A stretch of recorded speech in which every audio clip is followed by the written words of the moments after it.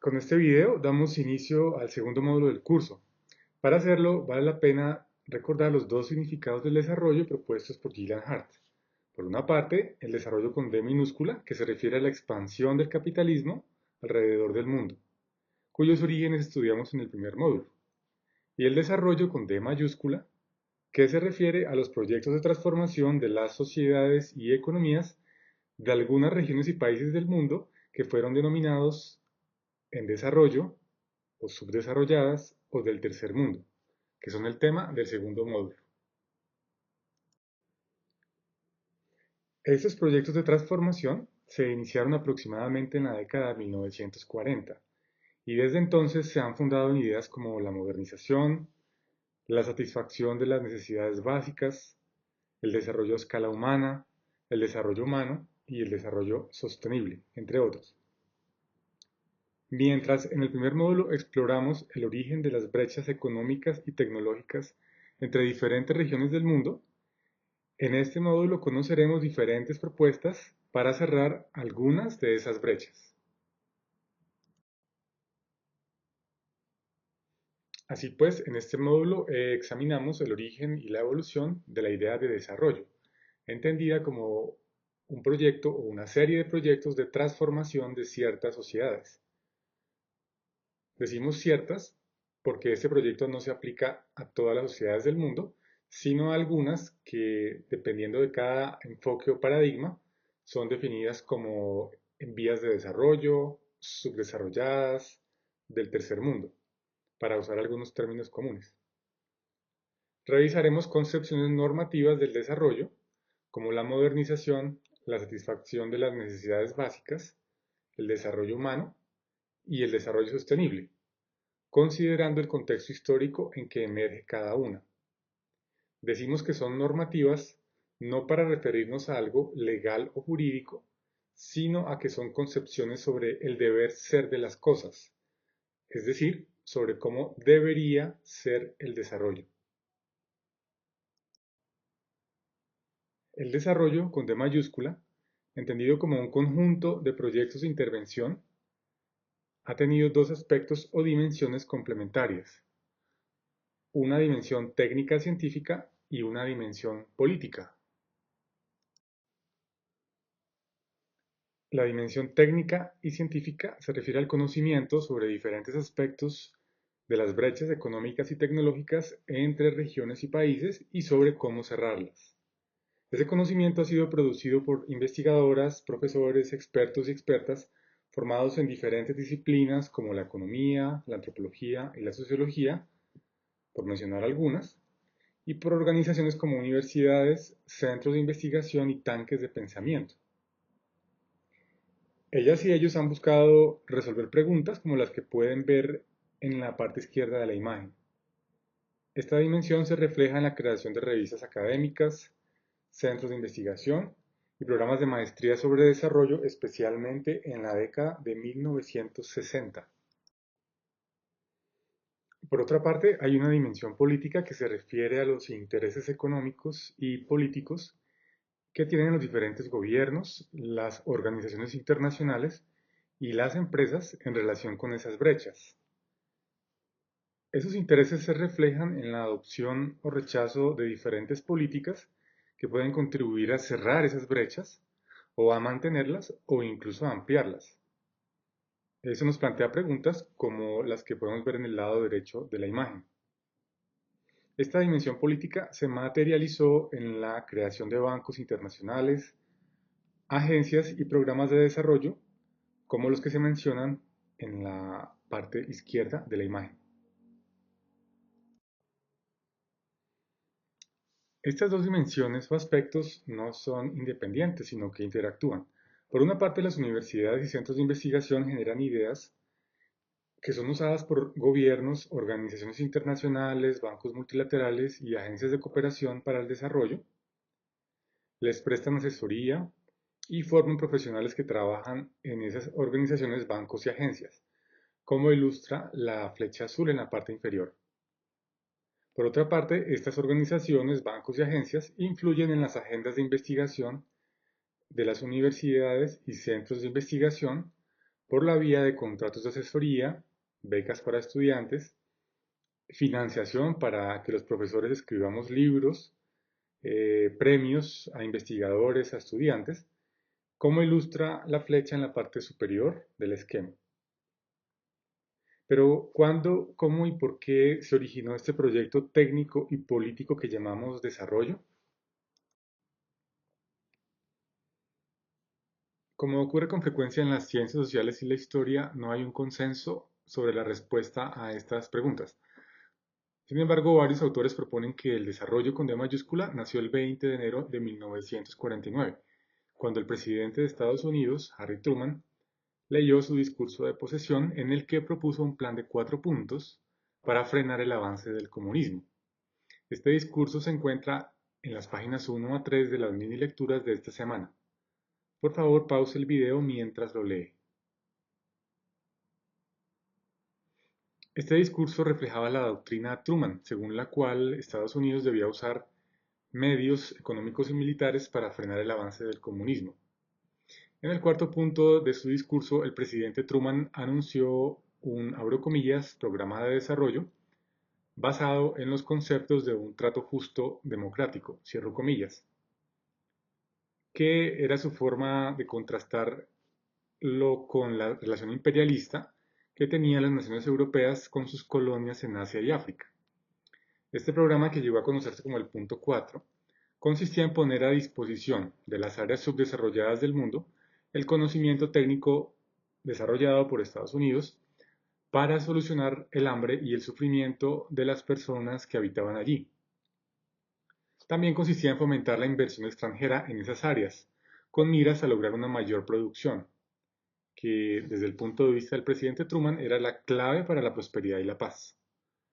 Como mencioné hace un momento, varios autores han visto este discurso como un hito histórico en el que el gobierno de Estados Unidos clasificó unilateralmente a otros países como subdesarrollados, les impuso un modelo único de desarrollo y dio así nacimiento al desarrollo como proyecto técnico, científico y político.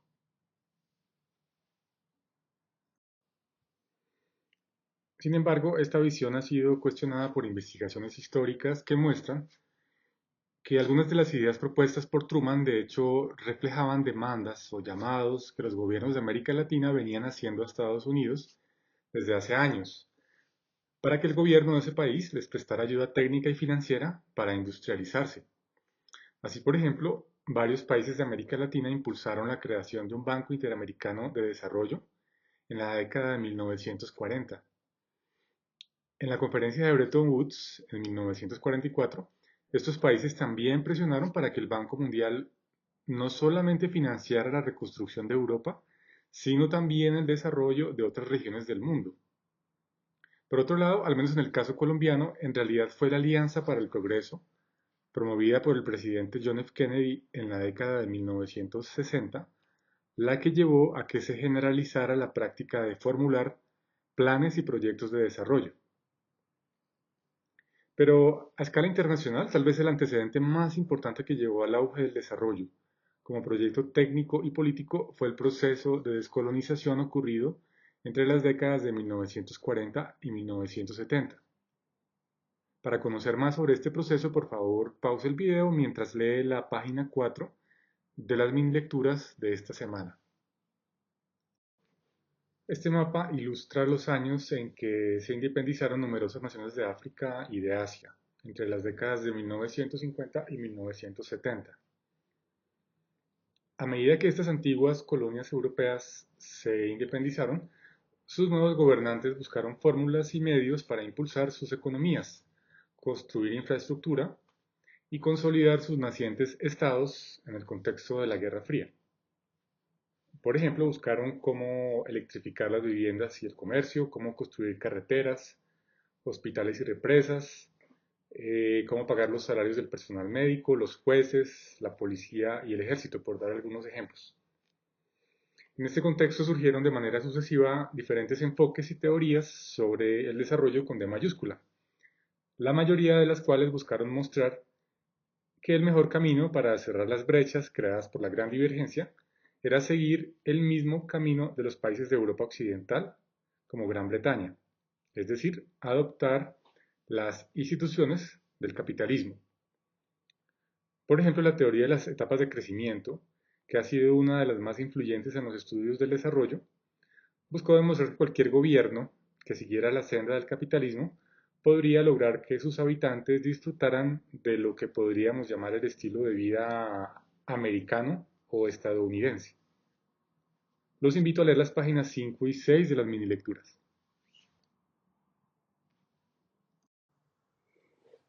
En lo que resta de este módulo vamos a ver diferentes puntos de vista sobre cómo se cierra la gran divergencia, cómo se cierra la brecha creada por la gran divergencia.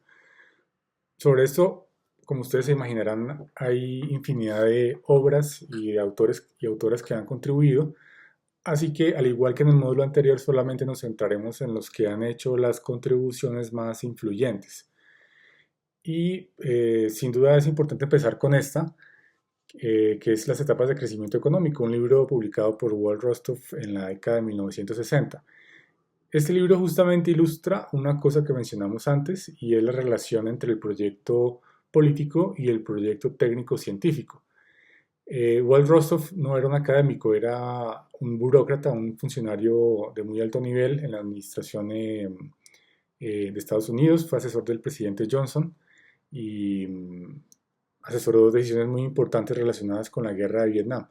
Durante un año sabático que tomó, justamente escribió este libro, en el que propuso yo no sé si llamarlo teoría, una suerte de fábula sobre cómo ocurre el desarrollo, o el crecimiento económico mejor, y es representada en esa gráfica que ustedes ven en la parte izquierda de la diapositiva. Entonces él ve el desarrollo o el crecimiento económico como eh, podría decirse como una carrera eh, con una pista única.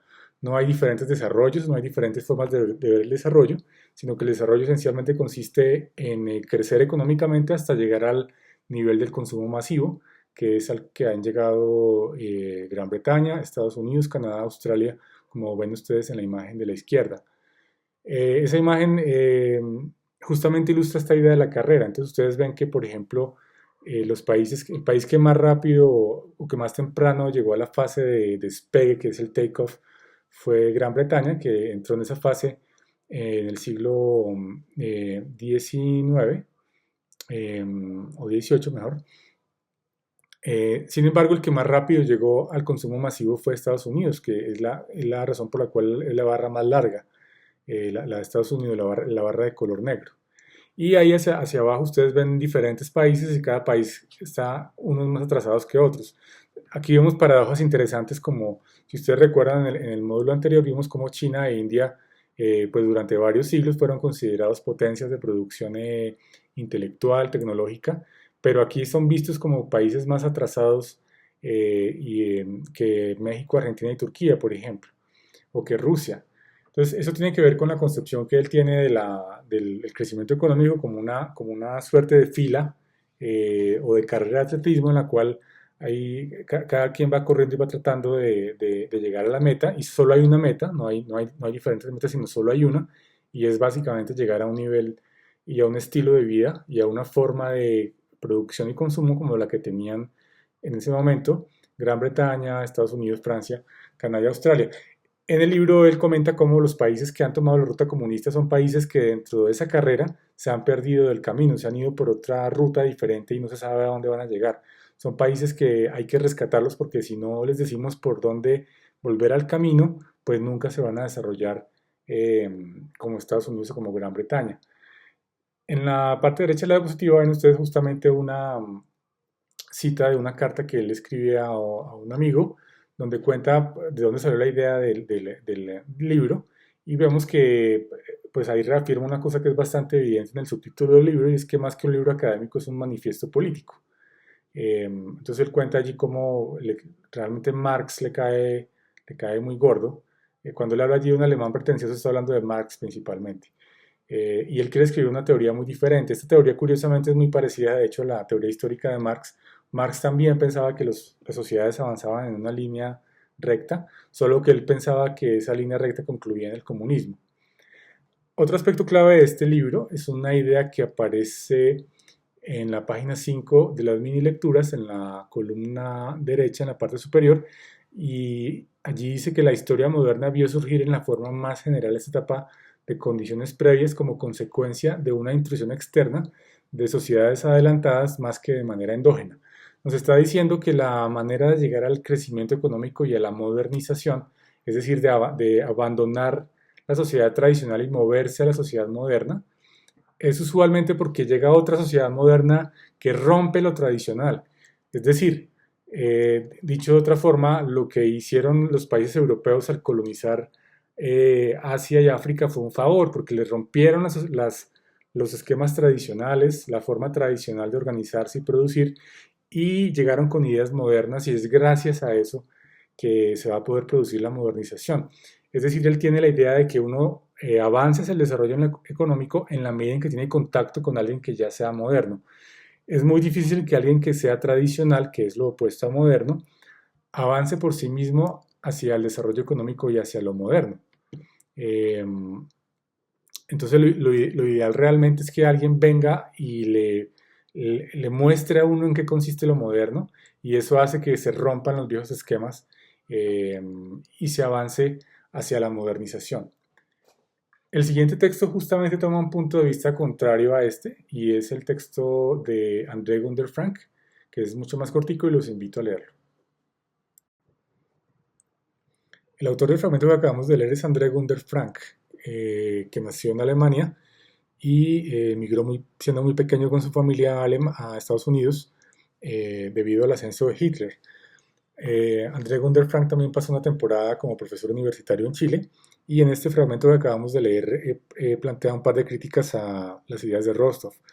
En primer lugar, critica la idea de que todos los países pasan por las mismas fases, y pues básicamente aclara que Inglaterra, si bien en algún momento tuvo un nivel de vida parecido al que posiblemente tenga en la actualidad algún país poco desarrollado de ingreso medio o bajo, pues nunca estuvo en la misma posición de subordinación económica y política a una metrópoli, como sí lo están hoy los países menos desarrollados. Esto es, nunca estuvo en la posición de tener que exportar materias primas, o de ser colonizado, o de ser invadido por una potencia que era militar y económicamente superior. Entonces, si bien el nivel de ingreso puede parecerse eh, eh, en diferentes épocas, cualitativamente son situaciones muy diferentes. En segundo lugar, él critica la idea de que el desarrollo ocurra mediante la difusión de el capital, la tecnología y la concepción moderna del mundo, eh, que es un poco lo que nos planteaba Rostov al finalizar en la lectura anterior, cuando comentaba yo al final que él ve el colonialismo como un favor que se le hizo a los países más, entre comillas, atrasados. Entonces Frank argumenta que no, en realidad el atraso es resultado justamente de haber sido colonizado, eh, y justamente aquellos países que hoy son menos desarrollados, eh, son subdesarrollados en la medida en que tuvieron relaciones más intensas durante el periodo colonial con una metrópoli. Por el contrario, los países que han logrado salir adelante, han logrado cerrar la brecha creada por la gran divergencia, han sido aquellos que han tenido relaciones más distantes con las metrópolis o menos subordinados, como el caso de Japón. Entonces, él critica esta idea de que la manera en que una región o un país se moderniza es intensificando la relación con aquellos países o regiones más modernas. Por esto mismo critica también la idea de la sociedad dual. Esto es la idea de que los países internamente se dividen en una parte tradicional y una parte moderna, y que la parte tradicional va a salir del atraso cuando la parte moderna logre, eh, dijéramos, expandirse hasta la parte tradicional. Bien, la siguiente lectura es de muchos años más adelante. Esta es de la 67, la siguiente es del año 90, y corresponde a un momento histórico, pues, de la historia económica un poco diferente a este de los 60. Entonces los invito a leer el siguiente fragmento. El fragmento que acabamos de leer hace parte de un artículo escrito por John Williamson y publicado en 1990 para una conferencia en la que él intentó sintetizar lo que a su juicio eran los puntos más comunes o más aceptados en las reformas recomendadas por entidades como el Fondo Monetario, el Banco Mundial, el BID, la Secretaría del Tesoro de Estados Unidos y la Reserva Federal a los países de América Latina sobre qué tipo de reformas económicas hacer. Eh, y ese artículo pues, se volvió después muy famoso con el nombre del Consenso de Washington. Eh, Muchas de las ideas que están en este artículo son fruto de los debates ideológicos de los 80. En los años 80 se posicionaron en Estados Unidos Ronald Reagan y en Inglaterra, en el Reino Unido, Margaret Thatcher, con una serie de políticas económicas que esencialmente buscaban la reducción del tamaño del Estado eh, y darle un mayor rol a los mercados en la asignación de recursos, en la fijación de los precios y los salarios en las economías. Entonces el consenso de Washington en buena medida recoge esas ideas y las traduce en recomendaciones para América Latina. Y ustedes lo pueden ver en las 10 recomendaciones, pues varias de ellas tienen que ver con desregulación de mercados, privatizar, es decir, sacar empresas de las manos del Estado para pasarlas a agentes privados. Y hay también ideas claves que tienen que ver con los debates que traíamos de Rostov y Frank, como el asunto del comercio internacional y la inversión extranjera. Entonces, digamos que aunque Williamson ya está muy lejos de estos debates entre Rostov y Frank y otros autores de aquella época, pues de nuevo vuelve a un asunto que estos dos autores venían comentando o venían discutiendo, y es si el camino al desarrollo consiste en intensificar las relaciones económicas con los países más desarrollados o no. Entonces, claramente el consenso de Washington, pues por una parte implica justamente que un país desarrollado, que en este caso Estados Unidos, es el que recomienda a los países menos desarrollados qué hacer, y en segundo lugar el consenso mismo, pues plantea la importancia de la inversión extranjera y el comercio internacional. Para sorpresa de Williamson, con los años el término consenso de Washington se volvió muy común, muy extendido, pero no porque el consenso fuera muy querido, sino porque era muy odiado. En el año 2003 justamente escribió un artículo contando pues, su sorpresa de ver que un artículo que él había escrito para una conferencia académica hubiera dado pie a crear un término que pues usan muchos políticos eh, y también incluso la gente en las protestas también lo usa. Eh, y en ese artículo pues él rechaza la idea de que el consenso de Washington sea neoliberal, en parte porque hay algunas ideas del consenso de Washington que no corresponden propiamente al pensamiento neoliberal. Esto no quiere decir que sean dos polos opuestos, pero sí, sin duda hay algunas ideas que se reconocen típicamente como neoliberales que no hacen parte del consenso de Washington. Allí en la cita que ustedes ven en la diapositiva hay algunas de ellas. Él, por ejemplo, como parte del consenso de Washington, reconoce la importancia de la inversión social, cosa que, por ejemplo, una mujer como Margaret Thatcher no hubiera admitido. Eh, entonces él allí toma distancia de esa idea de que consenso de Washington y neoliberalismo son la misma cosa. Bien, en la última lectura que vamos a hacer para esta clase, vamos a ver a otro autor que de nuevo, digamos, mueve el péndulo en el otro sentido y nos plantea dudas sobre pues, cuál es el camino para el desarrollo económico. Entonces los invito a hacer la siguiente lectura. El autor del fragmento que acabamos de leer es Ha-Joon Chang, es un economista surcoreano que trabaja en la actualidad en la Universidad de Cambridge. Estuvo invitado por la Universidad de los Andes hace 4 años a dictar una conferencia sobre sus libros. En esta lectura él toca algunos de los temas que discutimos justamente en el módulo anterior, que explica el atraso económico en algunas regiones del mundo y en particular en este caso África. Curiosamente rechaza todas las ideas que discutimos nosotros en el primer módulo y pues recuerda, obviamente ya hablando del siglo XX, que después de la descolonización muchos países africanos tuvieron un desempeño económico que sin ser brillante pues era bueno. Había unas tasas de crecimiento eh, pues decentes y había un progreso económico pues más o menos evidente.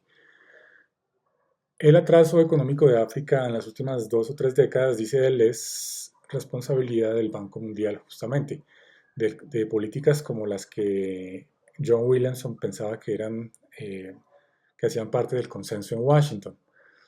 Entonces él allí nos cuenta cómo la aplicación de estas políticas justamente pues, ha reducido enormemente las tasas de crecimiento económico en África y además ha causado pues, un aumento de la desigualdad. Con base en esta idea, él se hace una pregunta más grande y es la pregunta que está aquí en esta diapositiva en la parte superior, que es tomada de otro libro publicado en 2004 en español, y es donde él se pregunta si será que esas políticas realmente buscan el bienestar de los países menos desarrollados o si son como un caballo de Troya, que parecen un regalo de un buen consejo, pero en realidad están hechos es para beneficiar a los países más desarrollados. La conclusión de Chang es que en efecto los países más desarrollados, a través de organizaciones como el Banco Mundial, el Fondo Monetario, en general los bancos multilaterales de desarrollo y otras agencias de desarrollo que hacen parte de lo que él llama el establishment de las políticas de desarrollo internacional, están en efecto retirando la escalera por la que treparon para evitar que los países en desarrollo puedan hacerlo. Eh, entonces justamente por eso él, en este libro del cual tomamos esta lectura y en este otro que estamos citando en esta diapositiva, pues en buena medida se dedica a cuestionar todos estos dogmas e ideas comunes que parecen ser a veces como obvias sobre cómo se deben conducir las políticas de desarrollo y a desmitificarlas y a retarlas y a rechazarlas. Bien, entonces de esta manera llegamos al final de este primer video. En las próximas clases vamos a ver otros autores y autoras que nos van a hablar de otras formas de entender el desarrollo con D mayúscula, como el desarrollo humano, el desarrollo sostenible, y vamos a ver que van a continuar los debates sobre cuál es la mejor manera de cerrar la brecha, si es posible o no, y especialmente si es viable teniendo en cuenta los límites planetarios que tenemos, porque vivimos en un planeta con recursos finitos.